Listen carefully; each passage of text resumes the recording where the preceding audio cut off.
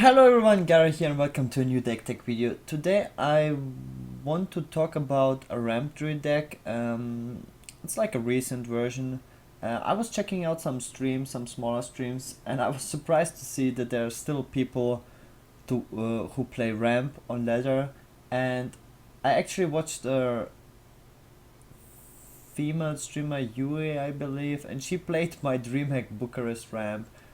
I was like, that deck list is kinda outdated. It is like many months ago, since April, so it's like half a year even ago. And yeah, so I'm not playing ramp myself like in tournaments, just because I believe that the other decks are more broken. For example, like Rogue and Shaman, Hunter, Warlock, even Priest should beat ramp. But yeah, I was like sitting here and thinking, if I was about to play ramp, this is like how I would build my deck.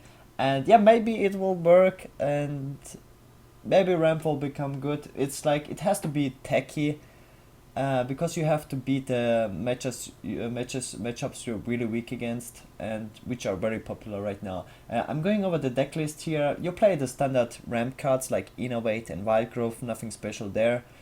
And these are the cards also you mulligan for against any matchup basically. It's very rare that you will keep certain cards except Innovate or Wild Growth in your starting hand. For example, you play against a handlock, then I would keep a BGH, for example. Mark of the Wild, I used to play, I explained like very precisely my 1 hour deck tech video about Ram Druid deck, why I play this card. It will always give you value for BGH in the even against the matchups. People don't play targets for BGHs like Ragnar's, for example. So you can kill like a bigger creature. You make a bigger creature out of it and you kill it. So, and besides that, it gives you taunt. Like this deck, like against aggro decks, you need to have like taunts. This is like how you beat aggro decks. You will drop really low if you don't draw the Wild Growth, and this is how you come back against Zoo, for example. And it's very good against with Faceless. It has very good synergy with Faceless. If you get like an Ancient of Lore out, and then the next turn you play Mark of the Wild on Ancient of Lore and Faceless against Zoo, for example.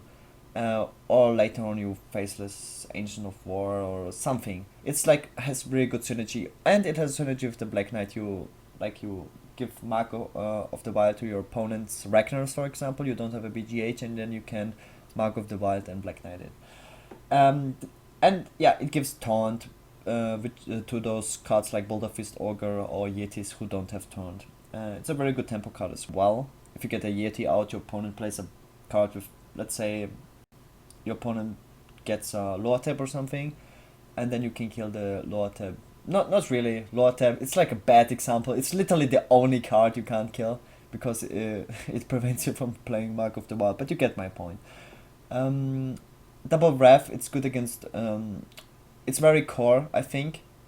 It helps you to cycle later on to get more smaller creatures. It deals 1 damage. It's basically the same reason why you also play like Mortal Coils in a handlock. Like a lot of times you just want that 1 damage.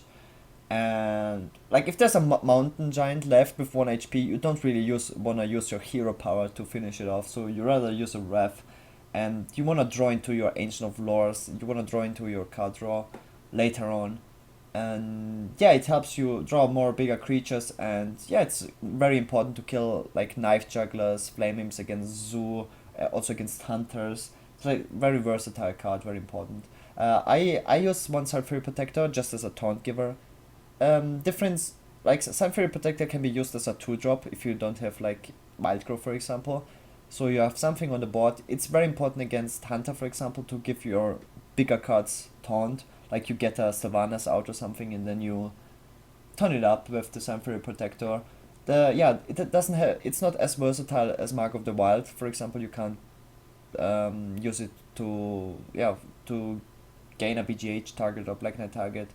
But it is a creature, that's the difference, and it can give multiple targets taunts. Like you can have a Yeti out and lower tab or whatever, and then you can turn up both cards, and your opponent has to deal with it. So I play Ooze because weapon weapons in general are the meta. Can you say that? Like every class that plays weapons are dominating right now. Warriors, shaman, even with double doom hammer, uh, Miracle Rogue. Miracle Rogue even plays the bigger weapon now, so you will almost always have targets for Us. Like there's multiple weapons even to kill now. So just Harrison Jones is not enough, and even if you have Harrison Jones, you need more weapon destruction. I feel like so. This is also the biggest weakness of Ramp, Miracle Rogue, and this really helps you to get an edge against Miracle Rogue. You have the lower tap, you have the Harrison and the Us. So and against Zoo, you just play it as a 2 drop. It kills Void Walkers and smaller creatures. So you have something on the board. You want to have like early game. I don't play the Zombie Chow, so I have 2 2 drops, which is fine, and the refs. So you have enough early game when you don't want to be stuck with a lot of late game cards. So you have a higher chance to get something on board early on. That's why I think this is a nice tech, because the biggest weakness of Ramp is Miracle Rogue. You play the BGH because Handlock is as well is a really big counter against Ramp, and yeah, you also like against Warrior. Like big creatures in general are very good against Druid, because Druid usually doesn't have a way to remove them. So BGH is very important for that. I was thinking to play 2 BGH, but it will make the matchup against Argo deck so much weaker, so you can't really play more than 1 BGH. One Farseer. The cool thing about Farseer is I used to play the Healing Touch, but it's just too weak of a card right now because the matches are too fast. Even against controls, the matches are too fast, so you can't just play a heal spell like that. Because the difference between Ramp and Paladin, for example, Paladin doesn't really care. He can get behind in board because you have the ultimate board clear with a quality Pyromancer and a quality Consecration, but Druid doesn't have that. So Druid has to fight for board control constantly. So you always need creatures out, like every single turn. You can almost never afford to not play a creature as a Druid. Either remove or play a creature. It's only in very, very few matchups, like against Hunter maybe, where you have time to actually play Healing Touch. The cool thing about Farseer, it is a heal. It's like free heal is like 10% of your total life pool, which is a lot. But it can be used to heal a Yeti, for example. You kill a minion and then you heal your Yeti, for example. It's very nice. I played Double Swipe just because it's still very good. It's one of the few removal cards Ramp has, and it's very good if you get the Assure Drake. That's also why I play one Assure Drake. I want to play one spell power at least. Thanos is just too bad, so I have to play one Assure Drake. I can't fit in a second Assure Drake just because I play so many 5 drops. I play the Harrison Jones, the lower tap, the double Sludge Belchers. Yeah, and I play one Assure Drake. It's like card draw. You really need a card draw because with this build you will be behind in cards and you will not always draw the lures. So you need an extra card just to get closer to the lures. And the spell power is really nice with the refs and the swipes. And the Yeti is just because Innovate Yeti is still a very, very crazy tempo play. Not as good as it used to be because of the Undertakers and so many new Deathray cards like the eggs and stuff. It's like there are much stronger early game cards available now for people, but it's still very strong if you get the Wild Growth out and then play a Yeti in turn 4. The Keeper is just the best silencer in the game. It's just very strong. And the thing is, usually it's very difficult to put silence in any deck and a control deck because you have to play the Owls and the Spellbreakers and they're bad cards. But Druid doesn't have problems because Keeper is just such a phenomenal silence minion, because yeah, it is very versatile. You can kill off like 2 drops with it, and the stats are also not complete terrible. So yeah, it's a very good card. The one Faceless, because it's very good against control decks. It's very good, but you don't just Faceless the cool thing about Ramp is you have enough targets yourself to Faceless. Like you can Faceless the Boulder Fist Ogre or your Ancient of Wars, Scenarios, any target with Mark of the Wild.